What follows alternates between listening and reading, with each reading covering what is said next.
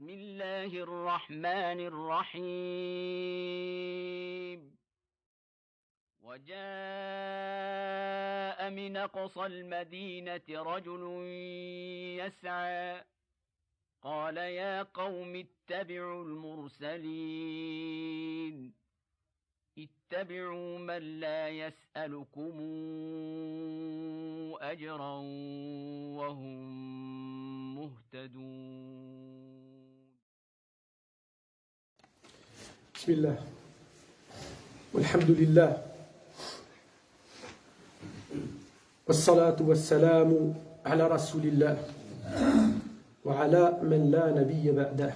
Mes frères, mes sœurs en islam, donc craignez Allah comme il se doit, soyez vigilants envers lui, faites preuve de piété en public, en privé, dans ce que vous dites, na'am, dans ce que vous faites, et craignez-le subhanahu wa ta'ala à la manière de celui qui sait que son Seigneur le voit et l'entend.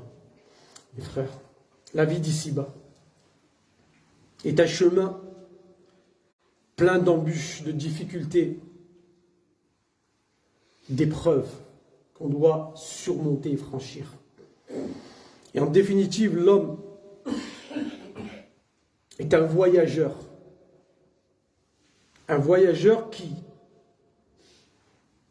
dont la destination finale, elle est dans l'au-delà, le jour de la rétribution.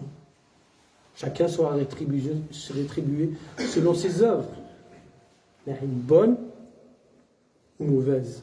Et cette destination finale se concrétisera par l'entrée au paradis. Qu'Allah fasse qu'on fasse partie des gens du paradis, ou l'entrée en enfer, qu'Allah nous en protège. C'est ça la destination finale. Le voyage il s'arrête là. Il m'a au paradis, il m'a en enfer. Mais là, on est en train de voyager, tous. C'est un voyage. Depuis longtemps, on a commencé ce voyage. Allah subhanahu wa ta'ala, le Tout-Puissant, dit, ça c'est ce verset, si vous voulez, c'est un des derniers versets, et c'est décemment on dit, c'est le dernier verset qui est descendu de Coran al-Karim. Wattaqu yawman turja'una fihi ila Allah.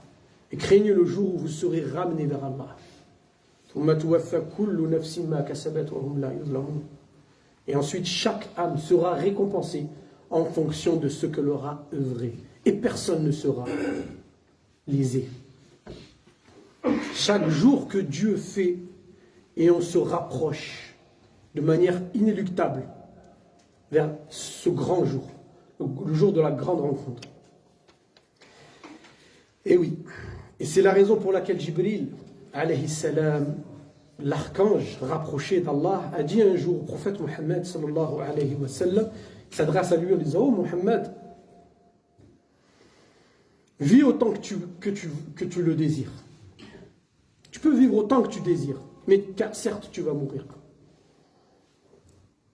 Puis il lui dit: et aime comme tu le désires. Aime ce que tu veux comme tu le désires, mais sache que vous serez séparés.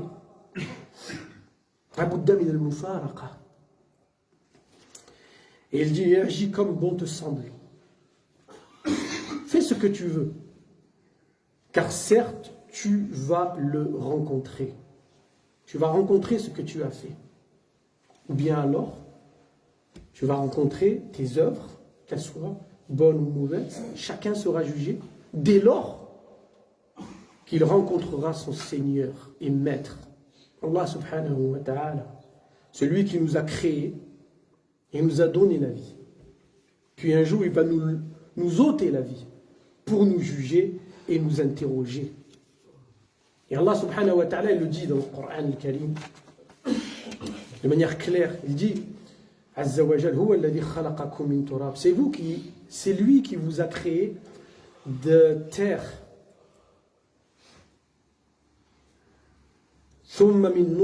Ensuite d'une goutte, que ce soit dans les reins de vos pères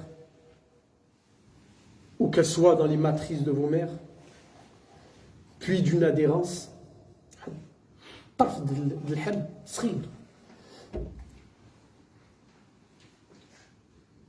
Le benadem, quand il se regarde dans la glace le matin ou là, le soir, ou là, je ne sais pas quand est-ce qu'il se regarde, il chauffe avec le khalq.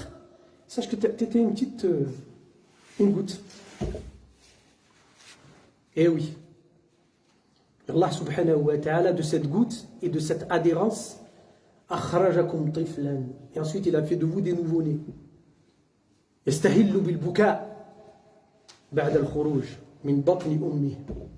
Il crie au moment où il naît. Un petit bébé là, un petit nouveau-né. On était tous comme ça.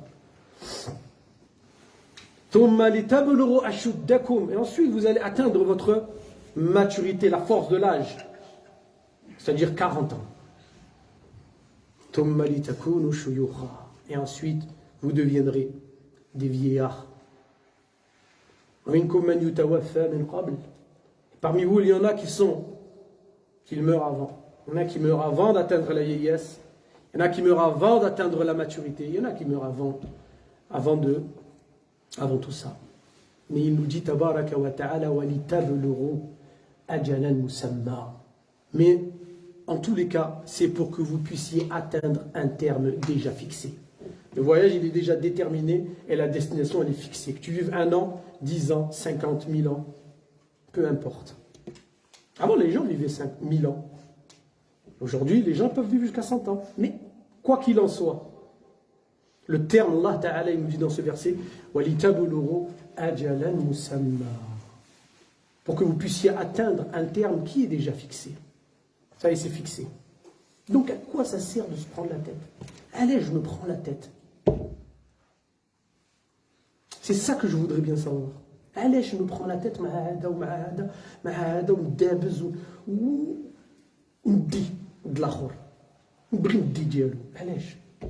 tout est déjà déterminé, c'est déjà fixé, ces choses-là. Et ton temps sur terre, tu vas le vivre. Tu ne vas pas le dépasser, ni tu vas le diminuer, mais tu vas vivre ce qui t'a été donné de vivre. Et que vous puissiez raisonner, que vous puissiez réfléchir, raisonner, comprendre quoi, qu'Allah il a la capacité sur toute chose, et qu'il est capable de tout, et qu'il a la puissance absolue, et qu'il est notre créateur, subhanahu wa ta'ala, notre maître, celui qu'on doit adorer, et à qui on doit se soumettre, et que c'est vers lui le retour. C'est vers lui le retour, quel que soit le chemin que tu empruntes. Que ce soit le bon chemin, walillahi alhamd, ou que ce soit un autre chemin. Quel que soit l'endroit où tu vis, ou quelle que soit la chose que tu fais, c'est vers lui le retour. Le prophète sallallahu alayhi wa sallam, il nous donne un exemple, au travers duquel il nous fait comprendre, quoi? La vérité de la vie d'ici-bas. Qu'est-ce qu'elle représente véritablement, la vie d'ici-bas? Ce voyage que l'on est en train de faire. Hein? On est tous en train de faire un voyage. Il nous dit, sallallahu alayhi wa sallam, mali walid dunya. Qu'est-ce que j'ai avec la vie d'ici-bas? Wa ana karakibin istadalla tahta ash-shajara thumma raha wa tarakaha. Wa ana karakibin istadalla tahta shajara thumma raha wa tarakaha. Alors que je suis comme un voyageur dans cette vie d'ici-bas. Dans cette longue péripétie, je suis comme un voyageur qui s'est arrêté à l'ombre d'un arbre pour se reposer. Et ensuite, il l'a laissé et il s'en est allé. Le grand savant, l'imam Ibn al-Qayyim, rahimahullah, dans son livre Kitab al-Fawaid, il dit, les gens, depuis qu'ils ont été créés, sont des êtres en voyage, sont des voyageurs en fait, si vous préférez. Depuis. قبل ما تكون في صلب أبيك تكون déjà الله يخلقك الله تعالى في علمه الأزلي. Avant qu'Allah Ta'ala a fait de toi une goutte, ce qu'on disait auparavant, Allah t'avait déjà créé dans son livre auprès de lui. Créé dans le sens, il avait déterminé ton existence. Et qu'un jour tu allais venir. قبل ما تكون في الوجود. Avant que tu apparaisses dans la vie. Avant que même qu'elle apparaisse la vie elle-même, la dunya elle-même. On était déjà, Allah Ta'ala avait déjà des idées qu'on allait exister.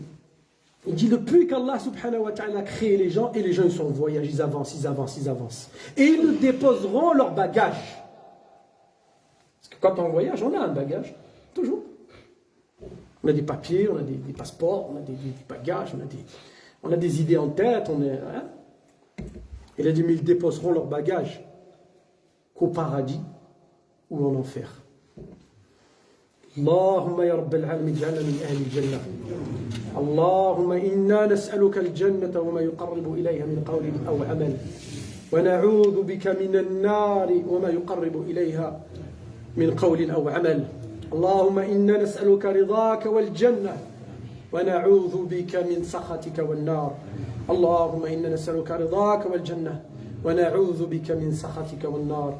اللهم اغفر لنا ولوالدنا ولمشايخنا ولولاة أمورنا وللمسلمين والمسلمات المؤمنين والمؤمنات الأحياء منهم والأموات إنك سميع قريب مجيب الدعوات. اللهم اغفر لنا أجمعين وتب علينا وتب على التائبين واشفينا واشف مرضى المسلمين. اللهم ارحمنا وارحم موتى المسلمين ونفس كرب عن المكروبين واقض الدين عن المدينين واغفر لنا أجمعين واجعلنا من المقبولين يا رب العالمين.